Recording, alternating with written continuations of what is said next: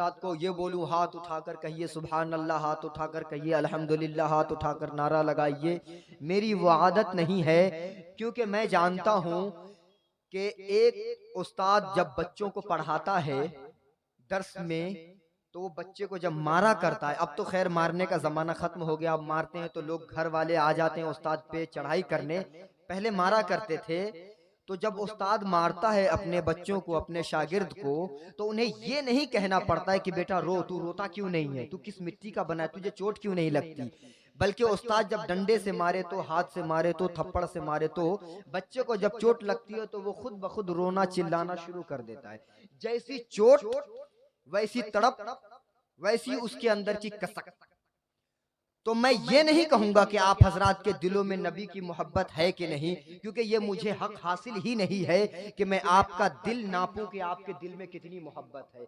क्योंकि जब एक आम इंसान को किसी दुनिया के आम लोगों से मोहब्बत हो जाती है, जब एक भाई को एक भाई से मोहब्बत हो जाए, एक बाप को बेटे से मोहब्बत हो जाए, एक बेटी को माँ से मोहब्बत हो जाए, एक दोस्त को दोस्त से मोहब्बत हो जाए, तो उस दोस्त के अंदर जो ऐब हुआ करते हैं वो ऐब बदल के उसकी उसकी खामियां खूबियों में बदल जाती है। तो जब ये दुनिया की मोहब्बत का ये आलम है कि किसी के अंदर ऐब हो तो वो ऐब खत्म हो जाते हैं, बल्कि उसकी बुरी आदतें, बुरी खसलतें अच्छी आदतों में बदल जाती है। तो जिसको नबी से मोहब्बत हो, तो जिस नबी को रब ताला ने पहले से ही मुनज़्ज़ा मुबर्रा मुसफ़्फ़ा बनाया है, तो वो तो पहले से ही पाक है।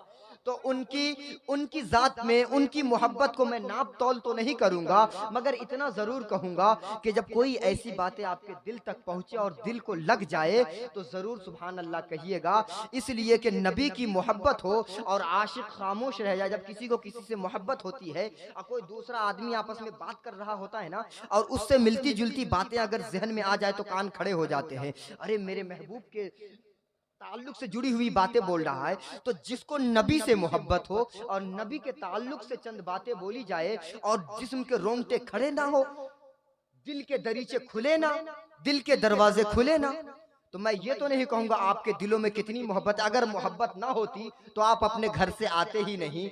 मैं बस यही दुआ करूंगा कि मौला हमारे और आपकी मोहब्बतों को कबूल फरमाए। हजरत मोहतरम, तो मैं अपनी तकरीर का आगाज करूं इससे पहले आदत के मुताबिक दो तीन अशार सरकार आला हजरत के पढ़ना चाहूंगा, अगर इजाजत हो। इसलिए कि मेरी इतनी अच्छी आवाज तो नहीं है। एक तरफ मौलाना तौकीर रजा साहब किबला, इधर चंद छोटे छोटे बच्चों ने बहुत अच्छा अच्छा कलाम पढ़ा नन्ही सी उम्र में। मौला की बारगाह में दुआ है अल्लाह इनकी आवाज में दिन दूनी रात चौगुनी तरक्की अता फरमाए। तो इतनी अच्छी आवाज तो नहीं है, लेकिन किताबों में आया है कि नबी की बारगाह में लंबा, नाटा, गोरा, काला, मोटा, पतला ये नहीं देखा जाता है। नबी की बारगाह में दिल देखा जाता है। जिसके दिल में जितनी मोहब्बत, वो नबी की बारगाह में उतना ज्यादा मकबूल है। इसलिए इसकी जीती जागती मिसाल ये है कि प्यारे आका के जमाने में हजरत बिलाल हबशी रहमतुल्लाह अलैह का वाकया देखिए। हजरत बिलाल बहुत काले कलौटे थे, सर और चेहरे, सर का बाल और चेहरा एक जैसा लगता था, लेकिन फिर भी नबी की बारगाह में इतने मकबूल थे, नबी से इतनी मोहब्बत थी उनको कि आका फरमाते हैं कि जन्नत में मुझसे पहले मेरा बिलाल जाएगा, क्योंकि जिस ऊँटनी पे मैं सवार रहूंगा उस ऊँटनी का लगाम मेरे बिलाल के हाथ में होगा और जन्नत में मुझसे पहले मेरा बिलाल जाएगा। तो नबी की बारगाह में गोरा काला नहीं देखा जाता, तो इसी तरह नबी की बारगाह में आवाज नहीं देखी जाती कि कौन कितना अच्छा पढ़ता है, बस खुलूस देखा जाता है। तो मैं बस नबी की बारगाह में हजरत हस्सान रदियल्लाहु ताला अन्हु की सुन्नत समझकर पढ़ रहा हूँ, और आप हजरत प्यारे आका की सुन्नत समझकर सुने, बगौर सुने, क्योंकि नात पढ़ना प्यारे आका के प्यारे सहाबी की प्यारी सुन्नत है और नात का सुनना खुद प्यारे आका की प्यारी सुन्नत है। जब हजरत हस्सान रदियल्लाहु ताला अन्हु आका की बारगाह में नात पढ़ते थे तो मेरे आका उनके लिए मिंबर छोड़ देते थे, और सिर्फ नात सुनते ही नहीं थे बल्कि दुआओं से भी नवाजते थे। और उन नबी की दुआओं का सदका देखिए, मेरे हजरत हस्सान पूरी दुनिया में सबसे मकबूल शायरों में से एक शायर है। तो बस नबी की हजरत हस्सान की सुन्नत समझकर मैं चंद अशार उसूल बरकत के लिए इमाम अहमद रजा खान फादिल बरेलवी के पढ़ूंगा। आप हजरत एक बार पेशगी कहिए सुभान अल्लाह।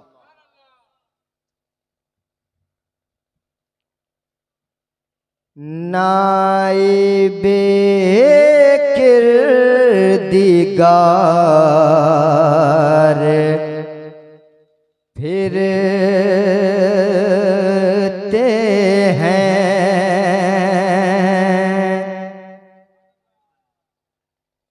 नाइबे किरदिगार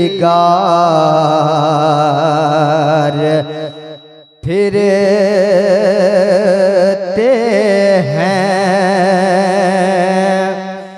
साहिबे इख्तियार फिरते हैं, साहिबे इख्तियार फिरते हैं। ओ जाने लुत्फ़ो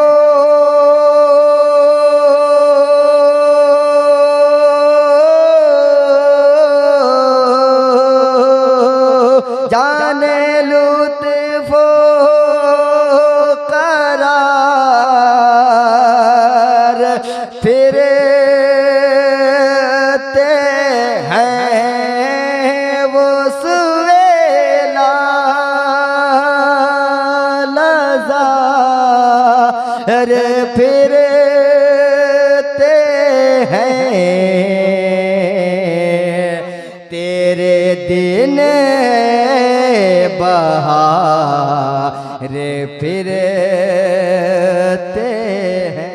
नारे तकबीर, नारे रिसालत, मसलक आला हजरत, सुन्नत मुस्तफ़ा कॉन्फ्रेंस, नारे तकबीर, नारे रिसालत। तेरे दिन बहार फिरते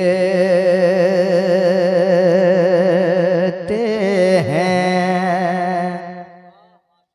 और आप लोगों ने देखा होगा कि कुछ लोग सर पे मुठरी बांधे होते हैं, कंधे पे बोझ उठाया होता है, हाथों में तस्बीह होती है, पेशानी पे काला सा धब्बा होता है, कभी 40 दिन के लिए, कभी 21 दिन के लिए, कभी 31 दिन के लिए, कभी 6 महीने के लिए, कभी 1 साल के लिए, नगर नगर डगर डगर इधर उधर कहाँ फिरते रहते हैं। मगर ये लोग कहते हैं नबी की बारगाह से कुछ नहीं मिलता। ये लोग इनकार करते हैं, इसी वजह से नबी की बारगाह से कुछ नहीं मिलता, इसलिए उनको सारे जमाने में कुछ नहीं मिलता। सरकार आला हज़रत लिखते हैं, वो सुवेला लज़ार फिरते हैं, सबकी खाते हैं मार फिरते हैं, सबकी खाते हैं मार फिरते हैं, पहने ज़िल्लत का हार फिरते हैं, पहने ज़िल्लत का हार फिरते हैं, और हो के वो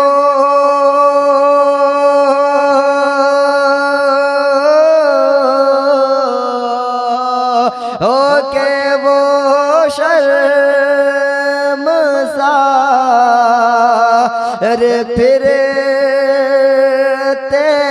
हैं, जो तेरे दर से यार फिरते हैं, दर बदर यूं ही खार फिरते हैं, दर बदर यूं ही खार फिरते हैं, तेरे दिन बहार फिरते हैं। और ये भी शेर मुलाजा करें। यूं तो दरबार और मजालिस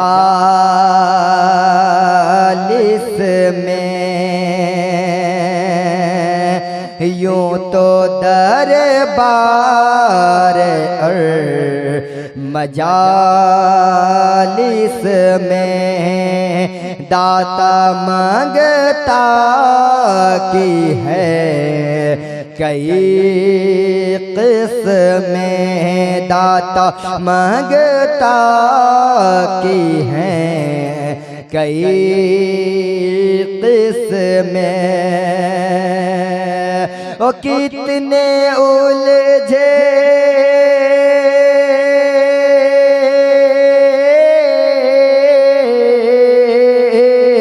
कितने उलझे हुए हैं जिस तिस में, उस गली का गदा हूँ मैं जिसमें मांगते ताजदार फिरते हैं, मांगते ताजदार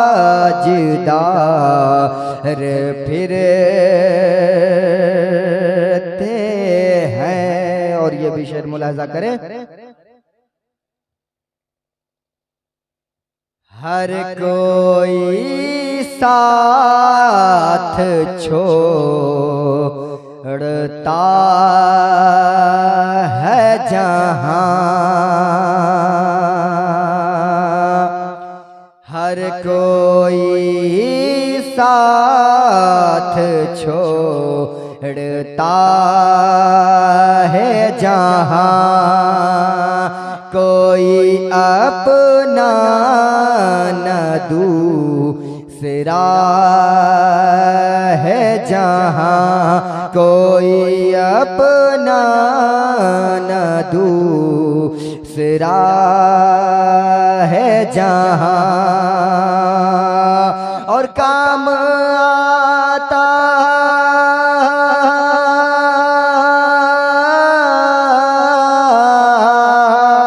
काम आता नहीं कोई भी जहां आए गाफिल, वो क्या जगह है जहां पांच जाते हैं चार फिरते हैं, पांच जाते हैं चार फिरते हैं, तेरे दिन ए बहार फिरते हैं। हज़रत दुरूद पढ़िए। अल्लाहुम्मा सल्ली अला सय्यदिना व मौलाना मुहम्मदिन मअदिनिल जूदि वल करम व अला आलिहि बारिक व सल्लिम सल्लु अलैहि सलातन व सलामन अलैका या रसूलल्लाह सल्लल्लाहु तआला अलैहि वसल्लम। हज़रात, अभी अभी मैंने खुतबे मसनूना के बाद जिस आयत करीमा की तिलावत की, रब ताला कुरान मजीद में इरशाद फरमाता है, या अय्युहल्लज़ीना आमनुत्तकुल्लाह हक़्क़ तुक़ातिही वला तमूतुन्ना इल्ला व अंतुम मुस्लिमून। ऐ ईमान वालो, अल्लाह से डरो जैसा कि उससे डरने का हक है, वला तमूतुन्ना और ना मरो, इल्ला व अंतुम मुस्लिमून मगर कि तुम मुसलमान होकर। मतलब इस आयत करीमा का खुलासा ये है कि ऐ ईमान वालो, अल्लाह से डरो जैसा कि डरने का हक है, और मरने से पहले इस्लाम कबूल करके मरो, काफिर ना मरो। इन काफिर ना मरो, मुसलमान होकर मरो, ये दो बातें हैं और इन दोनों के फायदे क्या हैं और नुकसान क्या है सुने। अगर आप सारी जिंदगी इबादत किए और मरे अगर कुफ्र पे, तो सारी जिंदगी की इबादतें नाकाम है, बेकार है। आपको हमेशा के लिए जहन्नम में रहना है, क्योंकि आप मरे कुफ्र पर हैं। लेकिन सारी जिंदगी गुनाहों में गुजरी, लेकिन मरे आप मोमिन होकर, इस्लाम पे कायम रहते हुए मोमिन मरे, तो जो आपने गुनाह किए हैं उसकी सजा तो मिलेगी। जितने गुनाह हैं उतने दिन जहन्नम में रह के आजाब तो मिलेंगे, मगर जन्नत जरूर मिलेगी। तो इस कुरान शरीफ की इस आयत करीमा का खुलासा ये है। तो हजरात मोहतरम, इस आयत में एक जुज ये है, या अय्युहल्लज़ीना आमनुत्तकुल्लाह हक्का तुकातिही वला तमूतुन्ना। ऐ ईमान वालो, अल्लाह से डरो जैसा कि उससे डरने का हक है। ये लफ्ज़ हक क्या चीज है? ये बड़ा है और बड़ा काफ हक, ये क्या चीज है? ये हक कहते किसे हैं?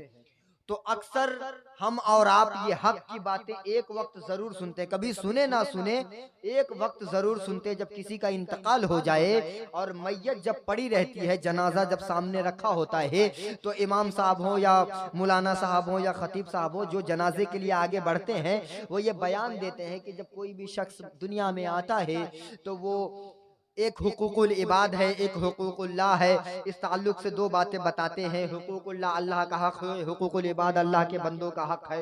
तो इसी हक की जमा है हुकूक। तो अब मैं ये कहना चाहता हूं कि हर बंदा, दुनिया का कोई भी बंदा, कोई भी इंसान जब दुनिया में आता है तो उसके साथ दो हक वारिद होते हैं, दो हक, दो हुकूक। एक हक अल्लाह का है और दूसरा हक अल्लाह के बंदों का है। अब ये जो दूसरा जो हक है, इस दूसरी हक, ये दूसरी बात में पूरी कायनात है। हुकूकुल्लाह में सिर्फ और सिर्फ अल्लाह का हक है। अब अल्लाह का हक कितना है, कैसा है, इंशाअल्लाह आगे बताऊंगा। और एक है हुकूकुल इबाद, अल्लाह के बंदों का हक। और इस बंदों में कौन कौन आते हैं? तो हम भी अल्लाह के बंदे हैं, हमारे माँ बाप भी, हमारे रिश्तेदार भी, हमारे खानदान वाले, हमारे गांव वाले, जिन्हें हम जानते हैं वो भी, जिन्हें हम नहीं जानते वो भी, सब अल्लाह के बंदे हैं। तो सबका अलग अलग हक है। तो हुकूकुल्लाह पे बताएंगे, उससे पहले आप हुकूकुल इबाद को जानिए। अब्द की जमा है इबाद, अल्लाह के बंदों का हक। हर चीज का अलग अलग हक है। तो जैसे हर आदमी दो हक लेके आया, एक अल्लाह का हक, एक अल्लाह के बंदों का हक। तो अल्लाह के बंदों में सब जब आता है तो उस बंदों में सबसे पहला हक, अक्सर आप लोग सुनते रहते हैं, हम भी सुनते रहते हैं और सुनेंगे भी रहेंगे। अक्सर लोग बताते हैं कि अगर बंदे पे सबसे ज्यादा किसी का हक है तो उसके माँ का हक है। अल्लाह के बाद, हुकूकुल्लाह के बाद अगर हुकूकुल इबाद में पहला हक आता है तो सबसे पहले बंदों पे उसकी माँ का हक है। अल्लाह ताला खुद फरमाता है, हदीस पाक में भी है, कि अगर गैरुल्लाह को सजदा करना हराम ना होता, यानी अल्लाह ताला के अलावा दूसरे किसी को सजदा किया जा सकता था, तो हर बंदे को रब ताला ये हुक्म देता कि वो अपनी माँ का सजदा करे, अपनी माँ को सजदा करे। वो माँ का मकाम है। हम और आप बारहा सुनते रहते हैं कि हर बंदे पे माँ का इतना हक है। प्यारे आका फरमाते हैं कि जब मैं पैदा हुआ भी नहीं था तो मेरे वालिद का साया उठ गया। जब मैं माँ के पेट में था तब मेरे बाप का साया मुझसे उठ गया था। और जब मेरे 6 साल की उम्र हुई तो मेरी माँ का साया उठ गया।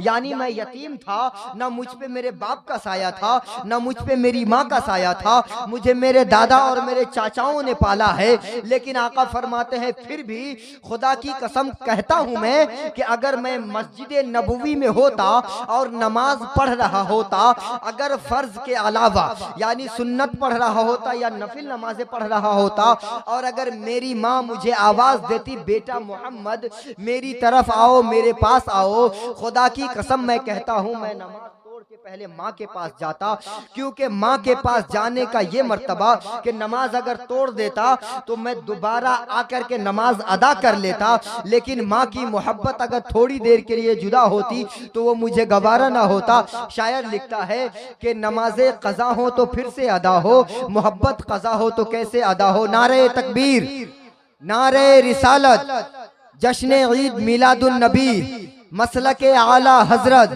उलमाए अहले सुन्नत। नारे तकबीर, नारे रिसालत।